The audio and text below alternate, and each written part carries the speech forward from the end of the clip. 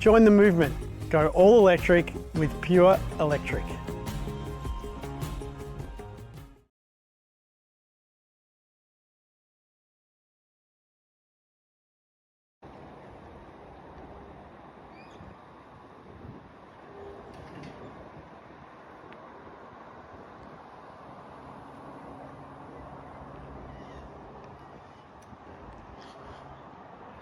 I am Carol Rowley. Bernie and I welcome you to our Haus Kiap today. We pay our respects to the Gunai Kurnai people of the Kulin Nation, to leaders past, present and emerging. They have lived on this land for millennia and the land was never ceded. When we came to this place, there was only one tree on it, which was a weed which we removed. There are now hundreds on the property that have been planted by us. We're on all of 4 hectares. As you can see here at the front of the house, we have cord 10 behind it, the colour bond. The idea is to stop the heat hitting the western wall and transmitting heat through to the house inside, which cooked our bedroom before. We also have planted shrubbery here in the guise of the camellias. This stops the summer sun hitting the southern side of the house in the windows, which makes a lot of heat in the house because the summer sun rises southeast and sets southward.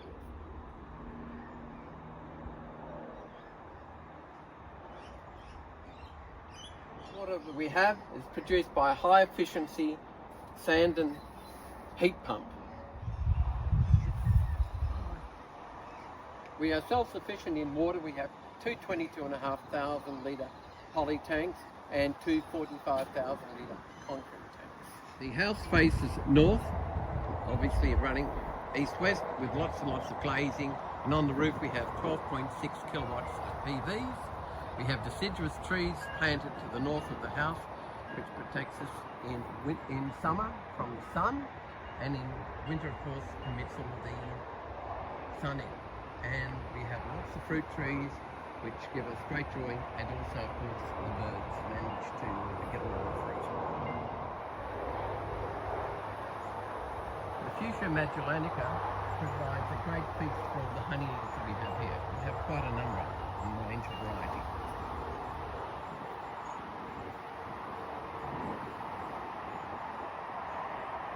Ground cover, Dichondra repens, Silver Falls, started to the right and has gradually grown along the tiles, and it is tough as boots. In the garage we have a undercover clothesline for winter. The sun comes in, no rain. We also have here our battery bank, our inverter and controller. We have 15.2 kilowatt hours of Australian made batteries, which can be upgraded to 30.4 kilowatt hours. Okay, as we go into the house, we go into an airlock into our entrance, which the whole idea is to stop the summer heat going inside the house and losing our coolness, and in winter keeping the heat inside the house and stopping the cold coming in. Heating in the house is conducted purely by the wood heater and by having glazing to the north of double glazed, thermally broken aluminium low E glass with pelmets and heavy drapes. That keeps our ability to have the sunlight come in winter, and at night time we can put the curtains up to stop the heat. The house is all LEDs. Our cooking now is an induction cooktop electric stove, which replaced a gas stove using LPG. The house is sealed to the point of 5 air changes per hour as of yesterday, the 19th of March, and in winter the house can get down to 15 degrees if it's been locked up, we've been on holidays and it's frosty, and in summer it can get up to 25 degrees after a number of very hot days.